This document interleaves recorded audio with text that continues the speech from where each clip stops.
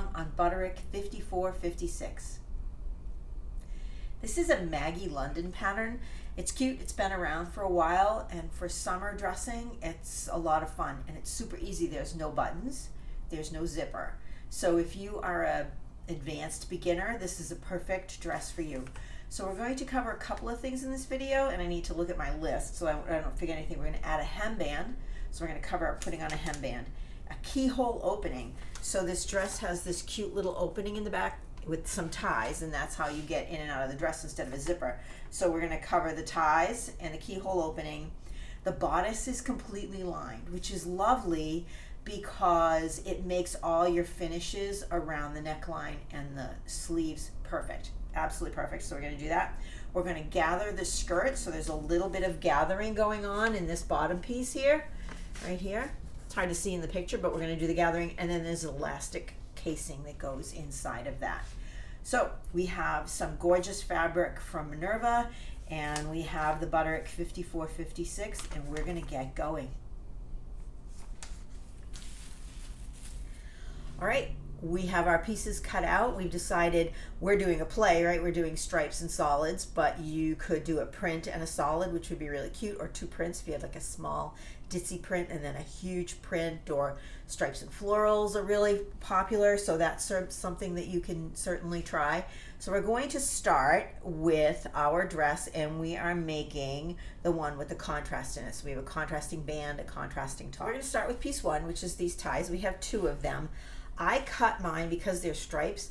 I cut mine so the stripe would be down the middle. The other thing that I always do, and I know if you watch many of my videos, you'll see this. If I have a fabric that looks the same on the front and the back, I decide which side is going to be my front. And then when I cut the pieces in, I stick a little pin in the front. So each one of these pieces has a pin in it, and I know which piece is actually the front and which piece is the back.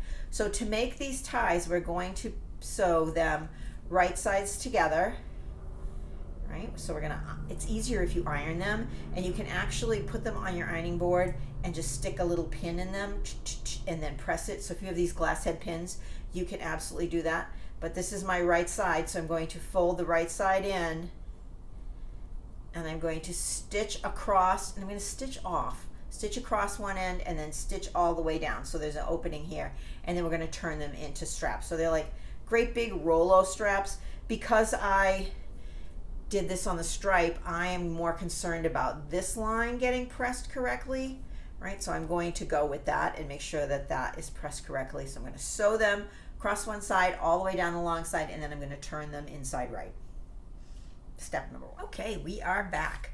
We sewed our straps right sides together, and then one of my biggest pet peeves with the big four pattern companies is they have you sew a 5/8 inch seam allowance, and then they have you trim it down. So I had to trim off all of this.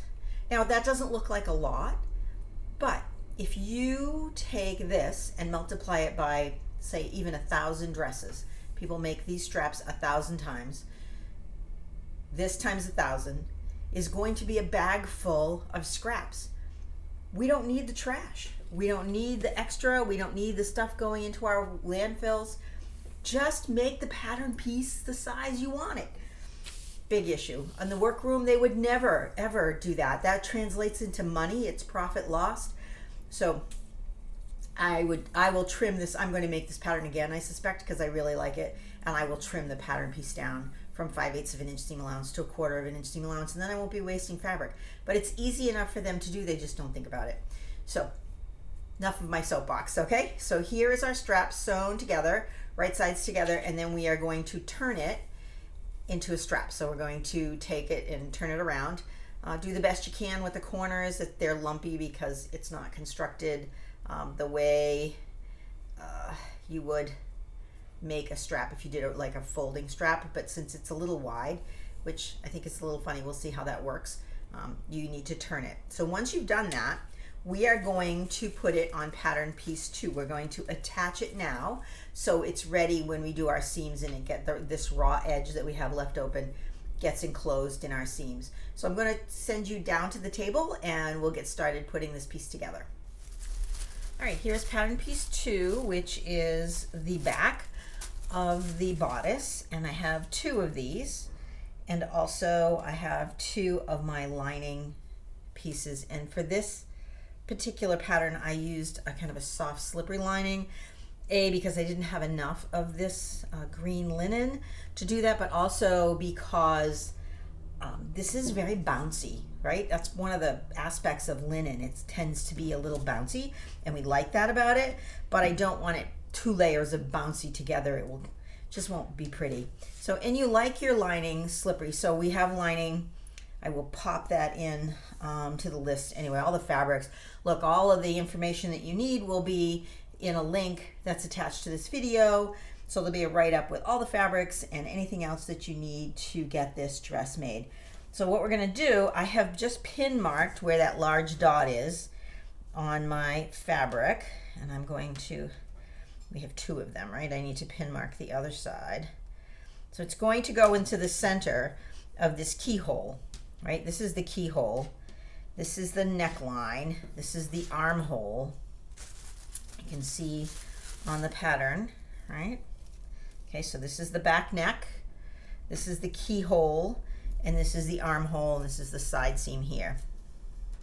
So what we're gonna do is on the right side of our fabric, and you know that I always put a pin on the right sides of my fabric. So now I have a pin on the right side, and then I have a pin marking my where I'm going to place this. And I'm going to take the one that's all turned and pressed. I turned it and then I gave it a really good press, and I'm going to attach it, matching up the raw edges right in the center of that little section there, because I need to be able to sew on this side of it, and I need to be able to sew on this side of it. Right, and then that way, after it's stitched, right, it'll be on the right side of the garment, but this raw edge will be inside the seam allowance. And after I turn this one, I'm going to do the same thing to this side. So I'm just going to stitch that on. I would stitch it on within the seam allowance. You don't want it to be, so the seam allowance is 5/8. I would stitch it at maybe a half, because if you miss when you're sewing it together, you don't want to have to unpick those seams, right? They're already there. So if you sew it inside a little bit, A, you're not stitching over the stitches you've already made, and B, if you miss it a little bit when you're measuring, then you don't have to go back and unpick the stitches that you see there, which we don't want to do. We don't want to unpick stitches.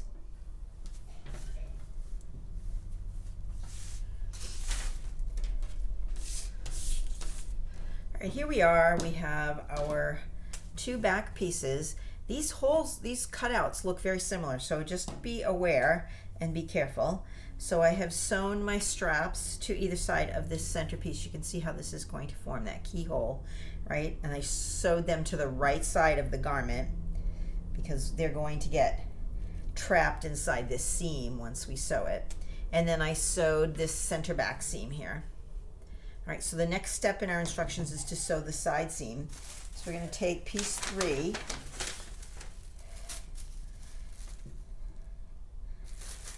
Piece 3, which is cut on the fold. Whoopsie. Now I have pieces everywhere. All right, let's get back to where we were. All right. Piece 3, which is the center front bodice, and that is cut on the fold. And we're going to take the right side, and this is why these pins come in handy, right? I know this is the right side, and I'm going to sew these side seams together. And then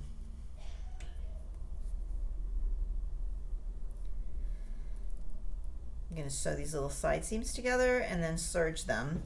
And then I am going to do the same thing with my lining. I'm going to sew the center back of the lining together and the 2 side seams of the lining together, so we can put the lining and the shirt top together.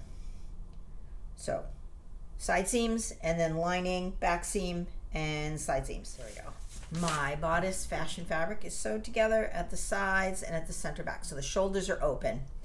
And then I went and did the same thing with the lining.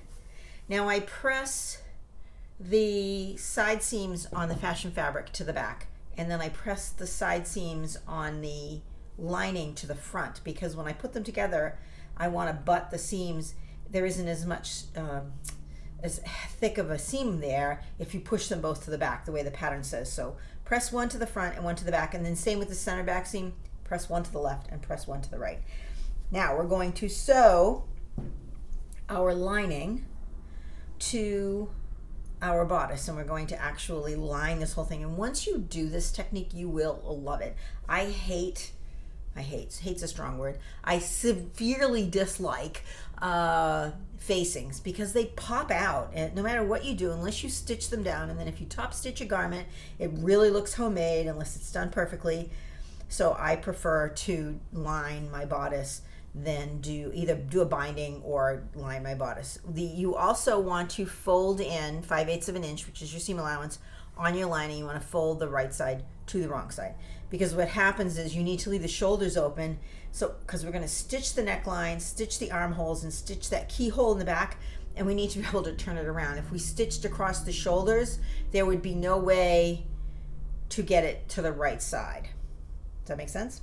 All right, so here's my top, and this is right side out, and I'm going to attach my lining right side in, and then this way my lining and my bodice, my fashion fabric, are right sides together.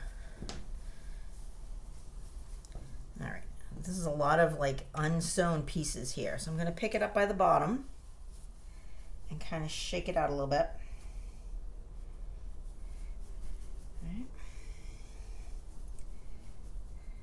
Okay, so all right, so here is my front neckline, and I'm going to pin the lining to the bodice. So when I do that, I want to fold down this lining piece that we pressed and put it 5/8 of an inch below the edge here, because when we sew this, right, when we turn it around, we're going to stitch this seam, and then we're going to hand stitch this. And I know you're all going, oh, hand stitching, I hate hand stitching. Your garments will be so much prettier and more high-end looking if you do some hand stitching. So it doesn't have to be perfect. Just take little stitches. It's inside, no one's going to see it, but this is the option, this is the alternative to top stitching, which everyone will see, especially when it's around your face, right? This neckline is right around your face. All right, so there's the front neckline, so I'm going to sew that, and then I'm going to do the same thing to each of the arms. So when I get to the arms now, I have pressed, this is my side seam, I've pressed the fashion fabric to the back, and I've pressed the lining to the front, and I can just, you can feel them right there, snug, right up against each other. And so you only have, you know, one seam allowance on one side and one seam allowance on the other, and that makes your seams less bulky. Your machine is happy. You don't need, none of us need extra bulk, quite frankly.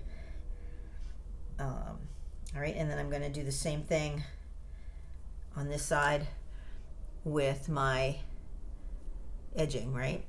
So all the way around, that's armhole and also the other armhole, and I won't make you watch me pin it. And then we're going to do the keyhole also. So when you're doing the keyhole, make sure that you get these little tabby things the way they're supposed to be, right? Because you want them going across this way, so you want them out of the way.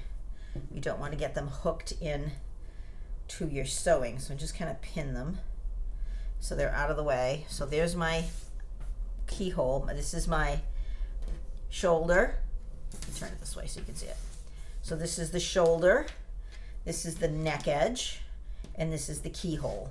So now we're going to apply the lining, and once again, my seams, I'm going to start at the center back. We want these seams to all line up, and then everything else will line up. So if you start at the seam edges, so I've got my lining, and then I'm going to do this piece here where the tab is. So you can see that that tab is sandwiched inside there. I'm going to stitch all the way around this keyhole. And we cut these pieces together so they should be the same size. And then the neck edge, again, make sure this tabby thing is out of the way, and fold down your shoulder seam and pin your neck edge. All right, so you're gonna do the same thing on the other side. So both armholes, the front neck edge and the back neck edge and the keyhole. So you're gonna go all the way around. So you're just gonna start here. So this is the back neck edge at the shoulder. Sew all the way around here. I like to sew off and then get back on and sew on again because I think they make the best corners that way. If you pivot, there's a very good chance you will skip a bobbin stitch and then you get a rounded corner, and no one likes that. That's not pretty. So we're going to start here, stitch off, come back on, stitch across the tab, and then stitch all the way around the keyhole. Same thing on this side. We're going to get here and stitch off, stitch across the tab, and then stitch back up to this shoulder seam. All right, so the back neck edge, the front neck edge, and the armholes. Got it? Great.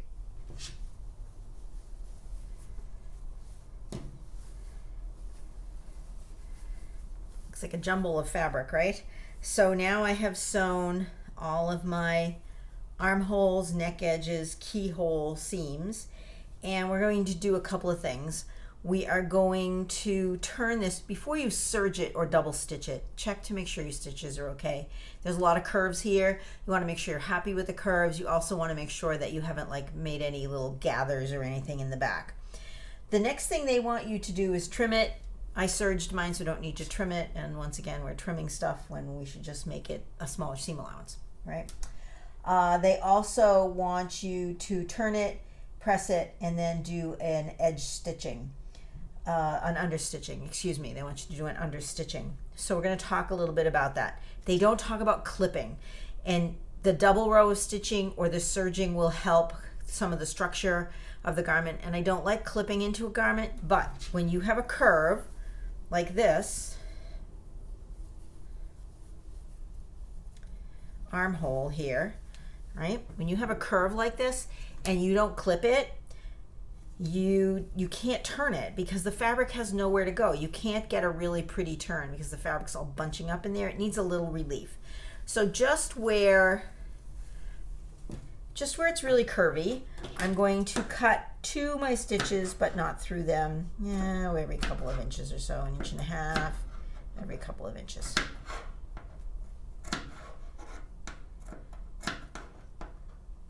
That's all. Just enough to give it a little, to relax it a little bit, all right? And then I'm going to press this flat. I always press my stitches flat, and then I am going to press my stitches towards the lining. So I'm going to take this, and from the right side, I'm going to press it towards the lining. This is a ham. Your grandmother probably had one. It's a pressing ham. This is invaluable when you're doing something like this because it's so easy to put it on the ironing board and just press it and then turn it and do a little more and press it again and get all the way through. It takes a little longer to press, but it will make all the difference in the world. After you've pressed all of the seam allowances towards the lining, you're going to stitch right along the edge on the lining, encompassing the seam allowance. So essentially you're stitching the lining and the seam allowance together. And what that does is it gives the edge a little structure. So I did this arm. Let's see, which one did I do? I did this arm already. So I've understitched here on the white. You can see my stitching there, and I've stitched that to the seam allowance. So what that does is it keeps the seam allowance to one side. It doesn't get all bunchy. And then when I press it, when I turn it around, right, and put it on my ham and press it, look at that armhole. How, that's a thing of beauty, right? It's absolutely gorgeous. It's pressed. You don't see any of the lining coming through. There's no facing popping out. Once you get the bottom of this all sewn on, this isn't going to go anywhere, and it looks gorgeous. All right. That is a beautiful armhole. So we're going to do this to both armholes, the neck edge, and the keyhole piece. And then once we've finished all of those, we're just going to baste this whole bottom together. So we're working with one unit because it's like flopping all over the place, right? But we want to baste the bottom pieces together so that they are one whole unit, especially when we go to sew on our skirt. That's going to be really important. All right, there's a lot of finger gymnastics involved when you're doing understitching. So this, I'm understitching the front, I think this is a sleeve. I'm going to slide my lining into place. And you can't get into all the nooks and crannies. There are places you won't be able to get to, especially like around corners and things. It just doesn't happen. But I'm going to get my piece in here and make sure that I don't have anything else caught underneath it. And I'm going to go right at the edge. So I have my lining and my seam allowance facing this way and my fashion fabric facing that way. Look, just go slow. It's not a race. You don't want to be ripping stuff out. Doesn't have to be perfect, just on the inside of the garment. The goal is to anchor that seam allowance. All right, we are motoring right along, and our top actually looks like a top, which is great. We went through and understitched all of these. You know, you're not going to get all the way into these nooks and crannies. You're going to get as close as you can, especially with these tabs, right? There's no way you're going to get your machine up there into that section. So go as far as you can, right? And then make sure you haven't caught anything in. I did. I had to go unpick a little bit because I caught a piece of the lining where it shouldn't have been. And then I gave it a really good press, right? So I pressed these on the ham. You can see that the edges are beautiful. They look great. I pressed everything. Then I pinned this bottom. I pinned the lining to the fashion fabric and just basted it around the edge. So now I don't have pieces like flopping everywhere, which is really helpful when you try to finish the construction. So the next step, and we are actually on step 8, we're going to sew our shoulder seams together. So we're going to turn this inside right, and we're going to pin our shoulder seams. So one of the things that we want to do, all right, so we're getting ready to pin our shoulder seams, and one of the things we want to do is we have these little foldy things, right? Because where we folded this, because when we turned the stitching and we did the stitching, it's folded, so we want to open that up and pin each edge of the sleeve. So you can see I have that folded edge from where I understitched everything. And we're just doing the fashion fabric, not the lining. We're going to keep the lining out of the way. We're going to pin this. And this shoulder seam has a little bit of a curve because it's a slopey shoulder. You can see it's slopey and it's a little long. It's like an extended cap that actually is part of the sleeve. It's kind of, they call it a grown-on sleeve or a grown-on cap in this case. So you want to make sure that the lining is not, whoops, see I got a piece of lining in there, that the lining is not in the pins, and we keep it away. I mean, if you're really worried about it, you can just pin it down here out of the way. All right. So this is my shoulder seam. So I'm going to stitch the shoulder seam. I'm going to do that for both of them. And I will finish the edges, and then we're going to come back and we're going to slip stitch the lining closed. And our top is completely done. Which, you know, it's wonderful to get to the end of the garment and have it be like almost finished. You know, when you put the skirt on and the hemband, and then it's all done. You don't have to go back and tack this down or add this in. This piece will be finished once we do these last 2 steps. And then we can just add the skirt. Cool, right? Okay. So here are the shoulder seams. I've sewed those all together. And then you want to press them to the back. So you get your iron in there and press them to the back of the garment. And then you're going to, you might have to repress these folds in the lining, but you're going to pin this lining so it's on the inside. And I like to overlap it just a smidge. And you're going to pin that all the way across and then hand stitch it. Now they don't have to be beautiful stitches. You just want to take a little nip of one and a little nip of the other to close it up. That's the goal. The goal is to just close up the inside, and then our top is totally complete, which is just so fabulous, right? We've basted the bottom, we've sewn it all together. So the next step is to prepare the skirt to go on here. All right, we are going to finish pattern 54-56 from Butterick. We're going to add a skirt to this really cute linen top that we just finished. All right, let's gather our skirt. We're going to take our skirt front piece, which is just a long rectangle, and our skirt back piece, which is also a long rectangle, and we're going to sew them together at the sides. So we're going to end up with this huge circle, and you need to finish off your seams or press them open is the best thing to do when you're making gathering stitches, because you end up with a lot of bulk. So I'm going to stitch them and then press them open.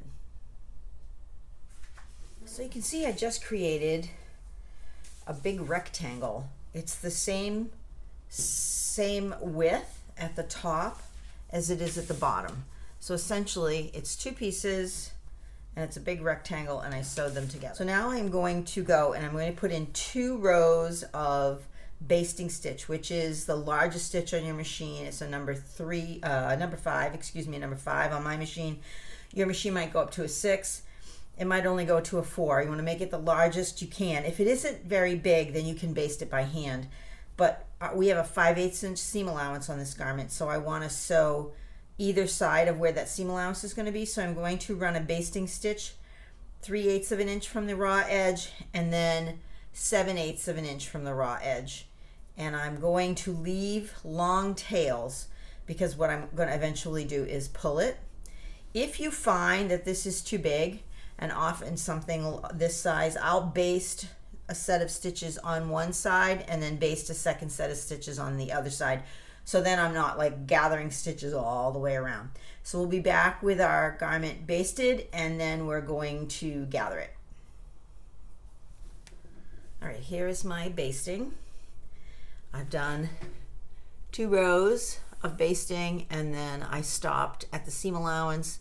And so I have all these threads here. I have 2 bobbin threads and 2 top threads for each of the seams on either side. One of the first things I want to do is make sure when I add it and start gathering it that my gathers are fairly balanced. And I can do that partly because I have side seams, but I also want to find the center front and the center back. That will help me balance it in quarters. So I'm going to match up my side seams just for a minute for this purpose, and fold it so I have the center front here, and I'm going to mark that with a pin, and the center back, and I'm going to mark that with a pin. Then I can unpin these.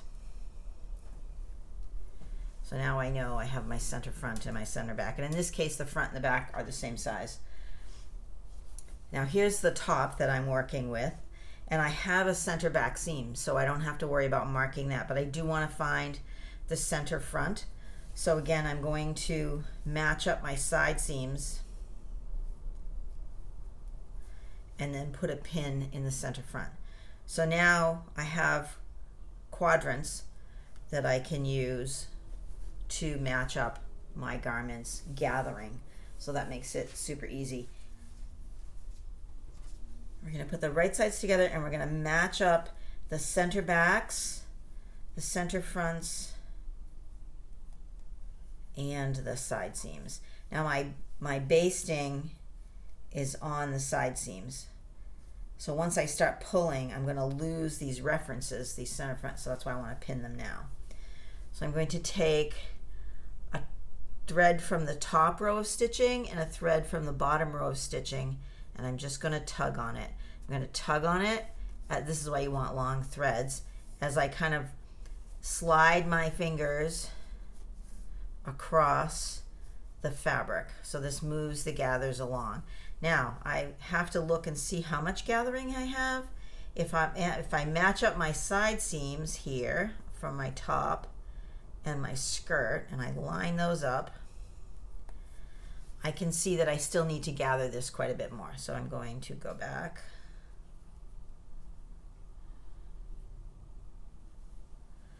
and just tug on those strings.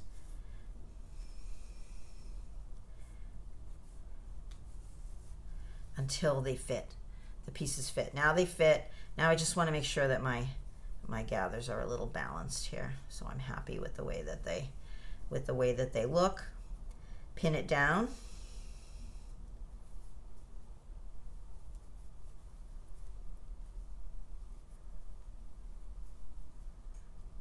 And because there are gathers in this, you're going to have like stitches, right? I mean, it's going to fold. You're going to see the gathers. That's the whole purpose of this.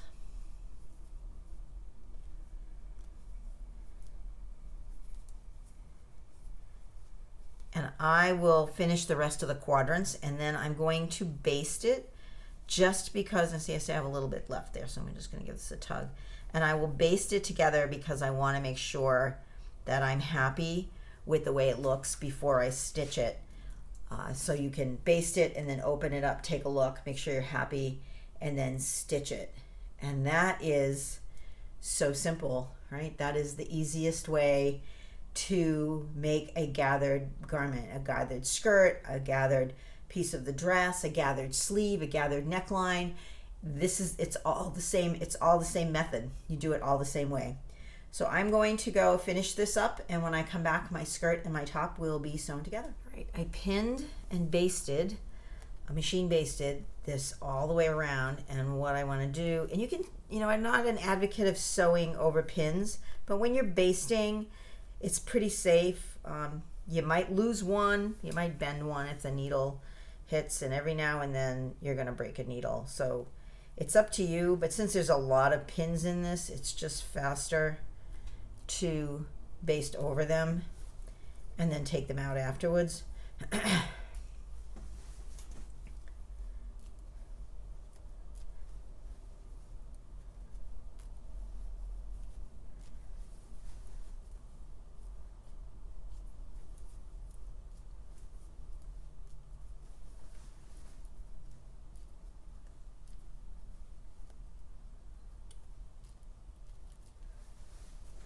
All right, and you can see I have all these strings hanging. We'll take those out after we're all happy with it.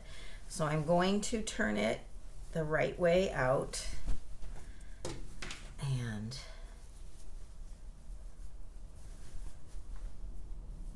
see, I caught my skirt in there. So this is why you baste it and then sew it. But the front looks great and the back looks great. Looks terrific. I'm really happy with it. I'm going to take this little piece out in the front that I caught up in there. That happens. It happens to everybody. And after that, I'm going to stitch it with my regular stitch. I will serge it because of this linen is a little ravelly. Press the gathering stitches up towards the top because there's so much of it. If you pushed it down towards the bottom, it wouldn't stay, and B, it would just be kind of a mess. So that's how we're going to finish a gathered skirt. It's pretty simple, and look at how cute that looks added onto the skirt. All right, I went back and fixed my little pickup and serged all the edges. Now this pattern calls for an elastic casing to go inside this. For me, that's a little too juvenile, but you essentially make the casing with your stitching. So you've stitched a row, and here I've serged it, but you could do a row of stitching, and then you need to thread your elastic through that with, you take your elastic, put a safety pin on it, and you thread it through. So when you do the top row of stitching, you need to leave a little section open so you can get your elastic in there, and then try it on and adjust the elastic to the way you like it. I personally prefer it without the elastic, but certainly could go either way. How cute is that though? This is really, I love the stripe. It's really starting to take shape, and what a great citrusy sundress, that we're going to have. So the very last thing, everything's done except for the hem. And we're going to put a hem band on. It's a banded hem. It's not a hem band, excuse me. So a hem band would be two pieces folded. Here we only have one piece, and we're going to actually hem it. Got two pieces on the fold of our band fabric. And we're going to sew them together. Obviously we need to make a loop that's going to go around the bottom of our skirt. So now's a great time to try it on. Make sure the length is the way you like it, you know, given the fact that you're going to add another 4 inches, 4.5 inches to the bottom. You want to make sure that the length on this is good and everything is copacetic. So I'm going to try it on. I'm going to sew these little ends so I make a big circle with my hem, and I'll be back. All right, I'm going to do a baby hem on this, which is just a quick double fold hem. I have my hem foot in here, and I'll show you a picture of that. Since this is linen, it finger presses pretty easily. I'm just rolling over like barely 1/4 inch, not even, and stitching. Stitch a little, fold a little. It's a little bit of a process, but in the long run, it's a beautiful hem. So you just have to take your time. If you're super uncomfortable about sitting at the machine and folding it with your fingers, then you can do it at the ironing board. You can get it all set up ahead of time. So what this hemming foot does, this edging foot, it has a blade here, so it keeps me on track. It's great for doing little tiny top stitching around neck edges. Everything is nice and even. It's a great way to get a beautiful, even stitch.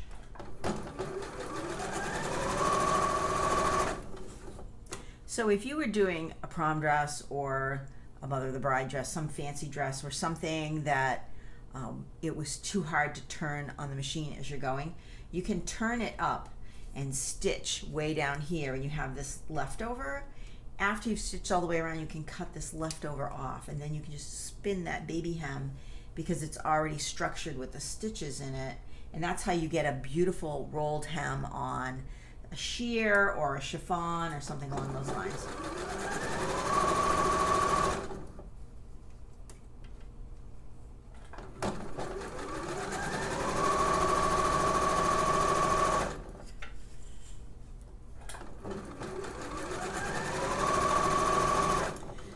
I've made it all the way around the first time, and I just want to show you this foot.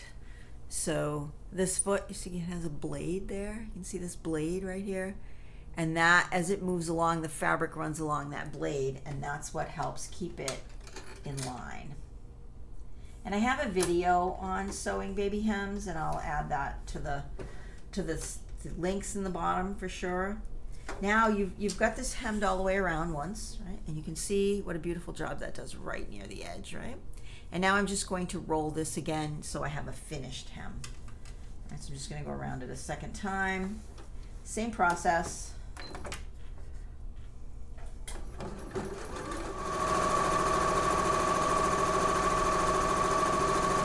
Look at that, and my hem is done. Now this is a little wider than a traditional baby hem because this is linen and it's got some body to it and some bounciness, but look at that, that's hemmed. It's so gorgeous. All right, let's go put it on our dress.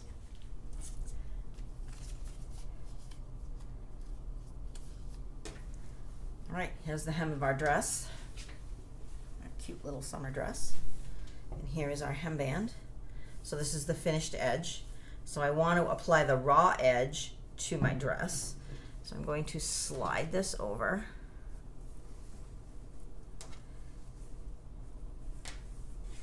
The hem part of my dress. And then pin the side seams because I always want to make sure those side seams line up, right? That is my critical seam. People are going to see that line. You don't want it to be off kilter. So I pin one side seam and then I go back and I pin the other side seam.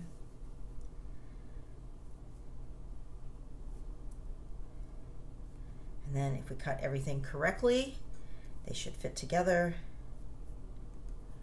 without any problem, and we can just pin them because this is a one-to-one. So let's see how we did.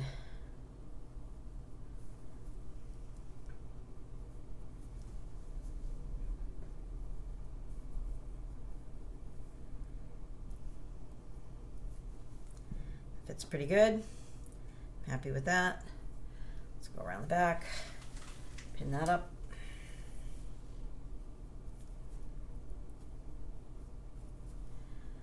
All right, I'm gonna go take this and stitch it, serge it, press it, and we're good to go. Our dress is finished. Yay, how cute.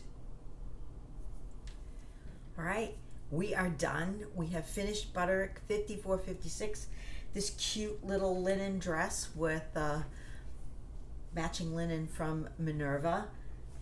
It's really hard to find that two, like a stripe and a solid, that goes together when you're sewing. It's a really nice opportunity to do some color blocking where the matching is like perfect, right?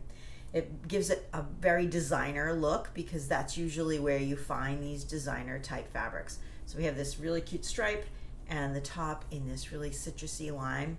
And again, all the information will be down through the link below. I want to thank you for joining us on this Sewalong. I so loved having you. If you haven't already subscribed to our channel, please do. We would be delighted to be able to hold your hand and walk through any issues you have. And if you're struggling with something, let me know. Maybe we can make a video about it later on. But until then, give us a thumbs up. Happy sewing. Bye.